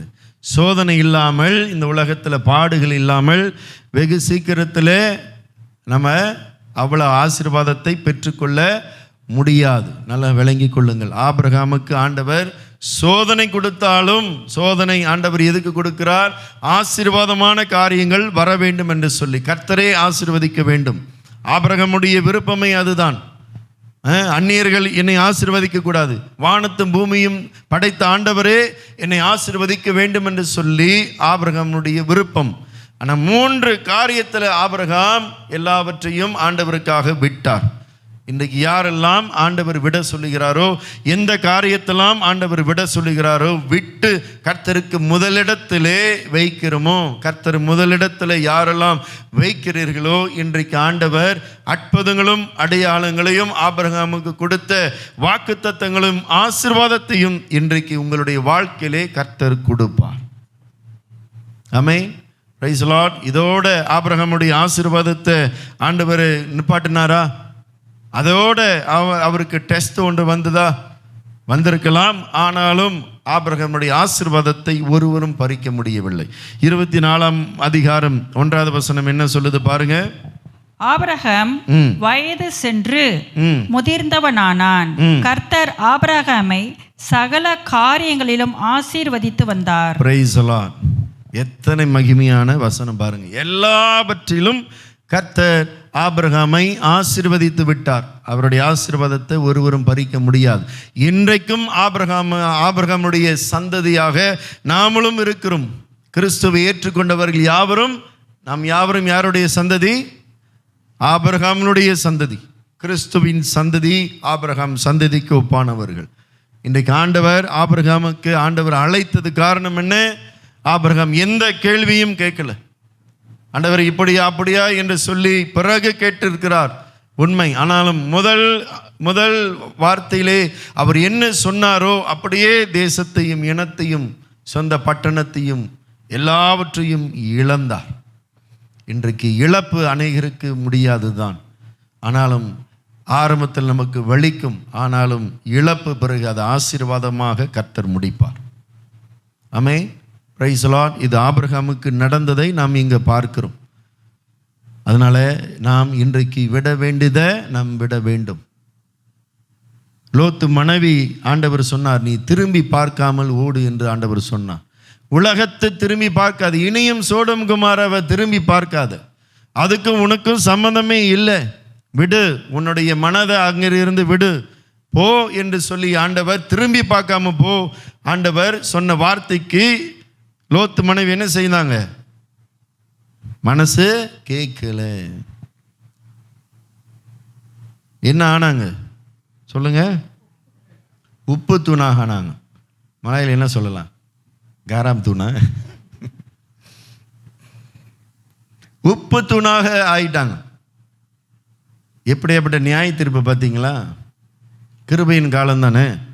சோடம் குமார காலத்தெல்லாம் எல்லாம் கிருபையின் காலம் சொல்லி இன்றைக்கும் நிறைய பேர் நிறைய பிரசங்கத்தில் ஏமாற்றி கொண்டு இருக்கிறாங்க. கிருபை உண்மை இருக்கும். கிருபை வைத்து கொண்டு பாவம் செய்வதுக்கல்ல, கிருபை வைத்து கொண்டு இந்த லோத்து மனைவியை போல மறுபடியும் உலகத்தை திரும்பி பார்ப்பதுக்கல்ல. நீ திரும்பி பார்க்காமல் ஓடு. நான் உனக்கு சொல்வதை நீ கேட்கணும். கேட்காவிட்டால் நீ உப்பு தூணா ஆவாய், ஆசீர்வாதத்தை இழந்து விட்டான். ஆனால் இந்த ஆபிரகாம் அப்படி அல்ல. எல்லாவற்றையும் ஆண்டவர் சொல்வதை கேட்டு தியாகம் செய்து ஆண்டவருக்கு முதல் இடத்தை வைத்தார்.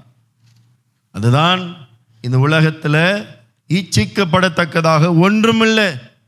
பொன்னும் வெள்ளியும் காட்டிலும் இயேசுடைய வார்த்தைக்கு நேராக, அவருடைய வார்த்தைக்கு நீங்கள் முதலிடத்தில் வைக்கத்தக்கதாக, இச்சிக்கப்படத்தக்கதாக பொன்னும் வெள்ளி பொண்ணு இவைகளுக்கெல்லாம் இயேசுவுக்கு முன்பாக ஒன்றுமில்லை.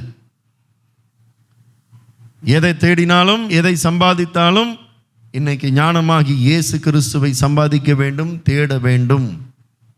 நீங்க தேடும் போது, அவருடைய வார்த்தைக்கு கீழ்ப்படியும் போது, இன்னைக்கு ஆண்டவர் உங்களை என்னையும் எப்படி வைத்திருப்பார் பார்ப்போமா? கடைசியாக நீதிமொழிகள் 4ஆம் அதிகாரம் படிப்போமா?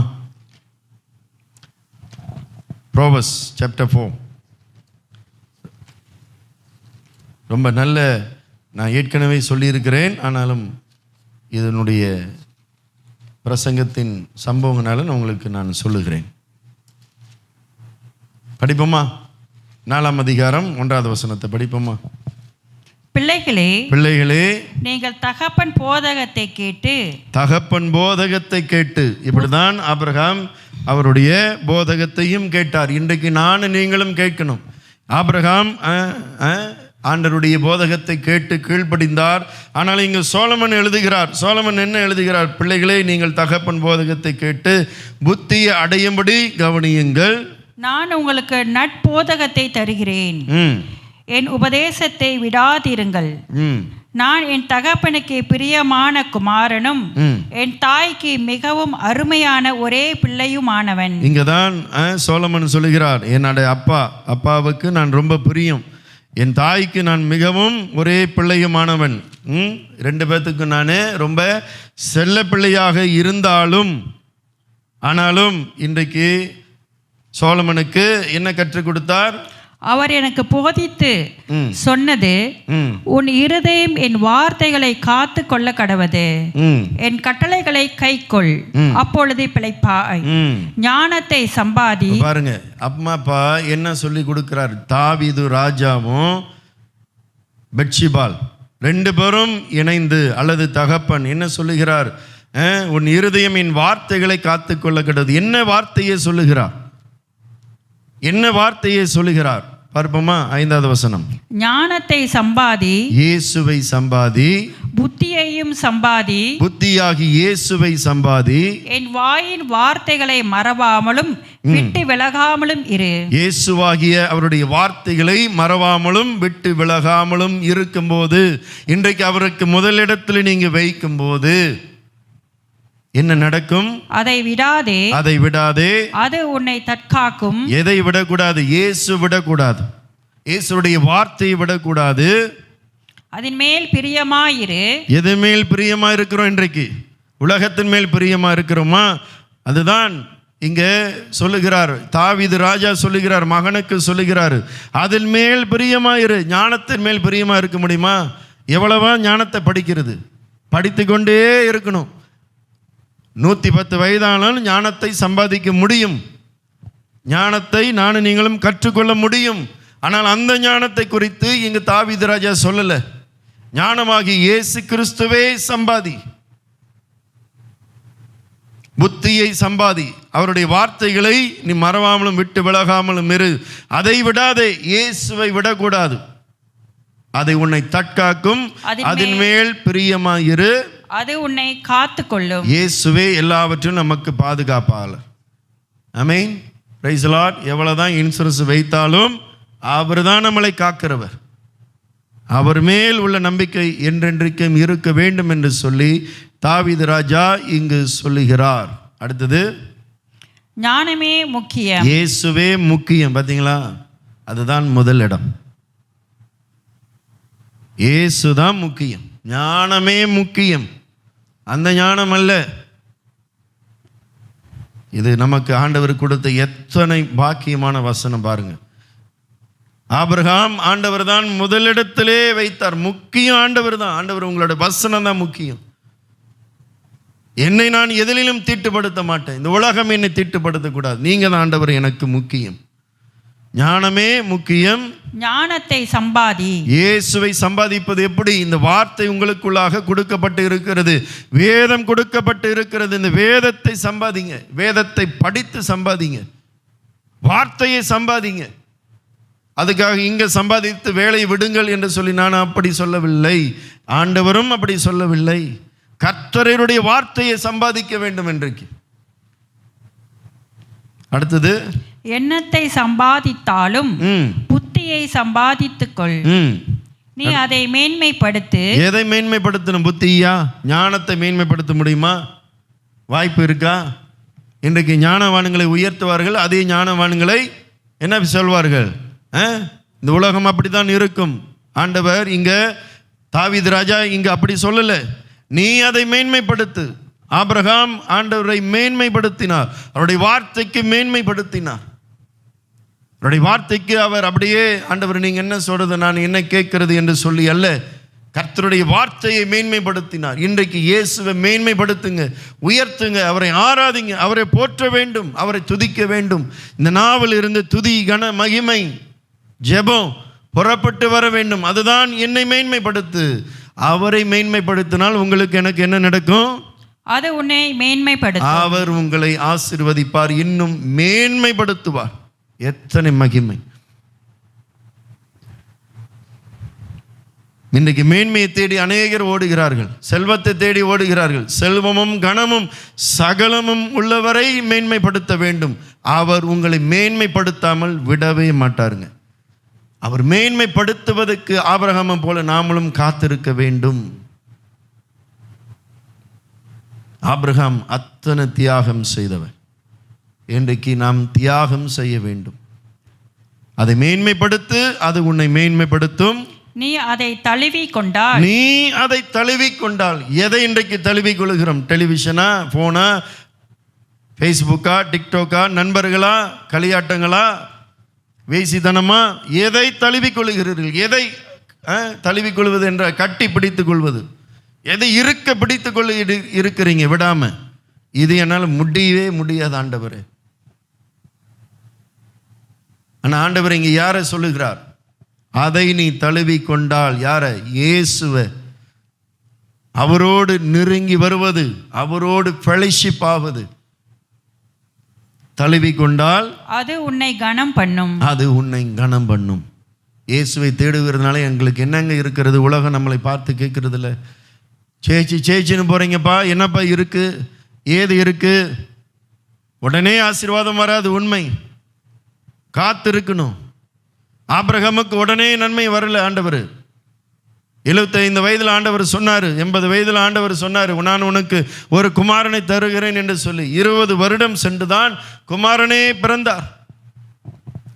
ஐசக் பிறந்தார். 20 வருடம் காத்திருந்தார். காலங்கள் செல்லும், கர்த்தர் நம்மளை உயர்த்த கனப்படுத்த, அது வரைக்கும் நம்மளை கர்த்தர் புடமிடுவார். புடமிடுவது என்றால் என்ன? சரிப்படுத்துவார். வார்த்தையை நிலைநிற்க வைப்பார். இந்த உலகத்தில் உள்ள காரியங்களை கற்றுக் கொடுப்பார். உலகத்தில் வருகிற சோதனைகளுக்கு நிற்கிறோமா என்று சொல்லி ஆண்டவர் நம்மளை புடமிடுவார். வசனத்து நிமித்தம் புடமிடப்படுவோம்.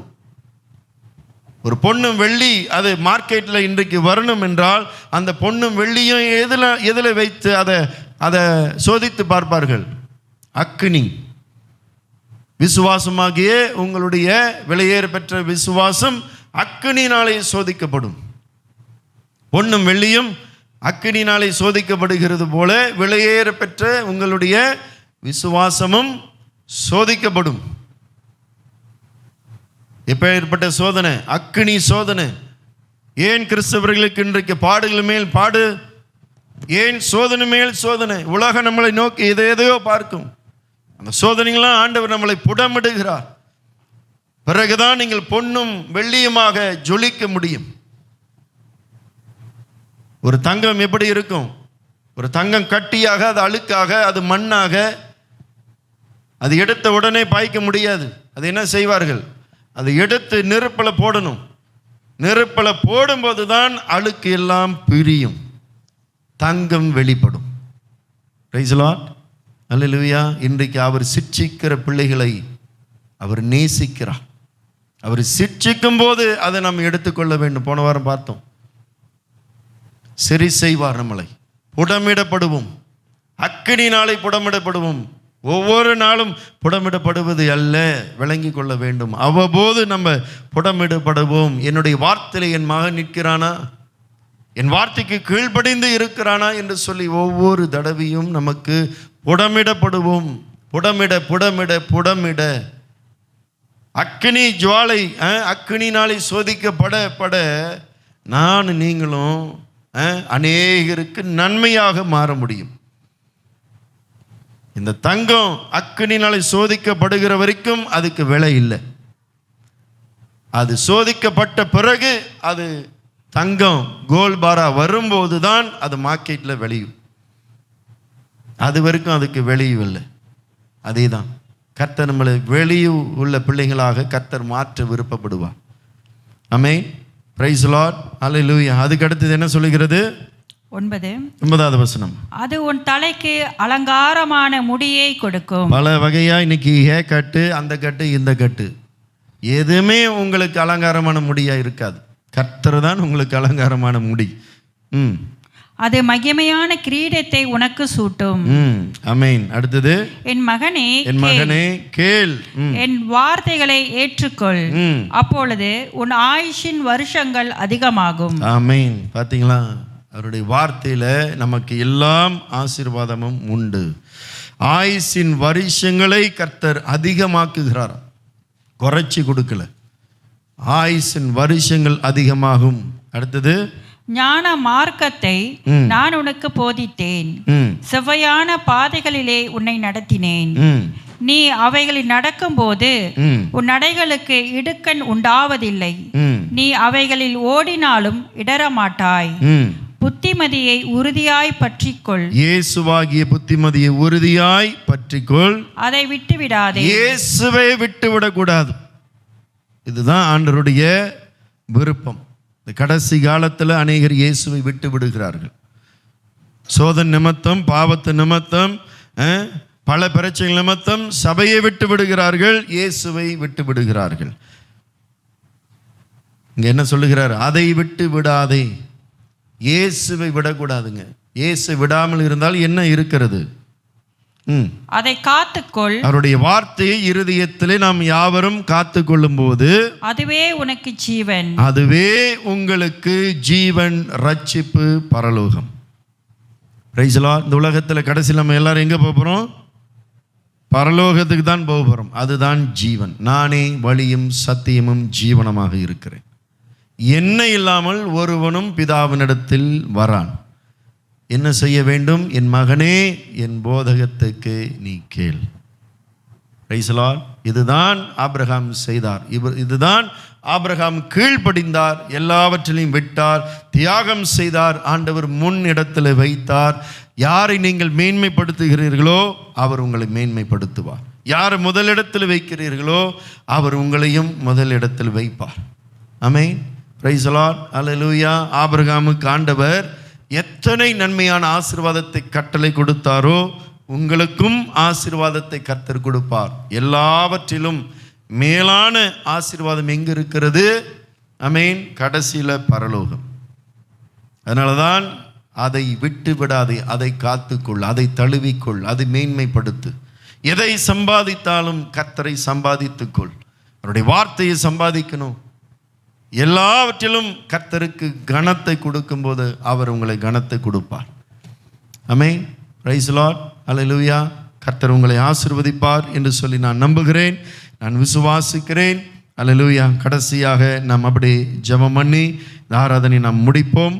Price the Lord. அப்படியே எழுந்த வண்ணமாக அல்லேலூயா. அப்படியே கர்த்தர் இன்றைக்கு உங்களிடத்திலே பேசியிருப்பார் என்றால், ஆமென், உங்களுடைய இருதயத்தை கர்த்தருக்கு நேராக ஒப்பு கொடுங்க. எதை விட வேண்டுமோ விட்டு இன்றைக்கு முதல் இடத்தை கர்த்தருக்கு கொடுக்கும்போது எத்தனை நன்மைகளை ஆண்டவர் வைத்திருக்கிறார். இன்றைக்கு இந்த உலகம் இந்த வார்த்தைகள் எல்லாம் அறியாது. ஆனால் நாம் கிறிஸ்துவுக்குள் இருக்கிறோம். இந்த வார்த்தை நாம் யாவரும் அறிய முடியும். இன்றைக்கு கர்த்தர் உங்களோடு இடைப்பட்டார் என்றால், கர்த்தர் உங்களோடு பேசியிருப்பார் என்றால், இன்றைக்கு உங்களுடைய இருதயத்தை அவருக்கு நேராக ஒப்பு கொடுங்க. ஆண்டவரே, இனியும் நான் உங்களை தேடுவேன். ஆண்டவரே, இந்த பொன்னும் வெள்ளியும் ஆண்டவரை இச்சிக்கப்படத்தக்கதாக, ஆண்டவரே நீங்களை மேலானவர் என்று சொல்லி, ஆண்டவரே எதை நான் சம்பாதித்தாலும் உங்களை நான் சம்பாதிக்க வேண்டும். ஆண்டவரே, உங்களை தேடுகிறவன் உங்களை கண்டடைகிறது போல இனியும் அனுதினமும் நான் உங்களை தேடுவேன். இந்த வார்த்தையினாலே தேடுவேன், ஜெபத்தினாலே தேடுவேன், துதியினாலே தேடுவேன். ஆண்டவரே, ஊழியத்து நிமித்தமும் நான் உங்களை தேடுவேன் என்று சொல்லி, ஆண்டவரே எல்லாவற்றிலும் நான் உங்களை இன்றைக்கு முதலிடத்தில் வைக்கிறேன். இந்த ஆபிரகாம் எல்லாவற்றிலும் ஆண்டவருக்கு கீழ்ப்படிந்து முதலிடத்தில் வைத்தார். ஆரம்பம் ஆபிரகாமுக்கு விளங்கவில்லை உண்மை. ஆனாலும் கர்த்தர் நாளுக்கு நாள் ஆபிரகாமை ஆண்டவர் உயர்த்தினார். நாளுக்கு நாள் உயர்த்தினார். எல்லா வகையிலும் உயர்த்தினார். கர்த்தர் சபையை உயர்த்த அவருடைய விருப்பம். ஆமென். இன்றைக்கு எத்தனை நல் வார்த்தைகள், எத்தனை மறைபொருளை கர்த்தர் இன்றைக்கு நமக்கு சொல்லி கொடுத்திருக்கிறார். என் மகனே, என் போதகத்தை கேள், அதை விட்டு விடாதே, உன் இருதயத்தின் பலகைகளை எழுதிக்கொள், அதை காத்துக்கொள், அதை மறவாதே. ஞானமாகிய என்னை நீ உன் இருதயத்தில் எழுதிக்கொள், என்னை கூப்பிடு, என்னை அழைத்துக்கொள் என்று சொல்லி இன்றைக்கும் ஆண்டவர், என் மகனே, என் மகளே, என்னிடத்தில் நீ வரமாட்டாயா என்று சொல்லி இன்றைக்கும் ஆண்டவர் நமக்காக அல்லேலூயா கதவுகளை தட்டி அவர் கொண்டே இருக்கிறார். வேதம் சொல்லுகிறது. நம் கதவுகளை, இருதயத்தின் கதவுகளை வார்த்தை மூலியமாக ஆண்டவர் தட்டி கொண்டே இருக்கிறார். இதுதான் ரெவலேஷன் புத்தகத்தில் 3ஆம் அதிகாரம் கடைசி வசனத்திலே சொல்லப்படுகிறது. அல்லேலூயா. அவர் நம்மளுடைய கதவை தட்டி கொண்டு இருக்கிறார். ஒருவன் என் சத்தத்தை கேட்டால் அவனுக்குள்ளாக நான் வந்து அவனோடு கூட நான் பந்தி இருப்பேன் என்று சொல்லி அவர் நம்மோடு ஃபெலோஷிப் பண்ண, நம்மளோடு உறவாட, நமக்குள்ளாக இருக்கும்படியாக தான் கர்த்தர் இந்த உலகத்துக்கு இறங்கி வந்தார். இந்த வேதம் எத்தனை மகிமை நிறைந்த வார்த்தைகள். இந்த வேத வார்த்தையை அல்லேலூயா ஒவ்வொரு நாளும் நீங்கள் படிக்கும்போது, ஒவ்வொரு நாளும் இந்த வார்த்தையை நீங்கள் தியானிக்கும் போது கர்த்தரை முதலிடத்தில் வைக்கிறீர்கள். அவரை தேடுகிறவன் அவரை கண்டடைவான். ஆண்டவரே நன்றி செலுத்துகிறோம். தகப்பனே நாங்கள் உமக்கு நன்றி செலுத்துகிறோம். இந்த நல்ல நாளுக்காக ஆண்டவரே நாங்கள் உமக்கு நன்றி செலுத்துகிறோம். கோடான கோடிகள் நன்றி.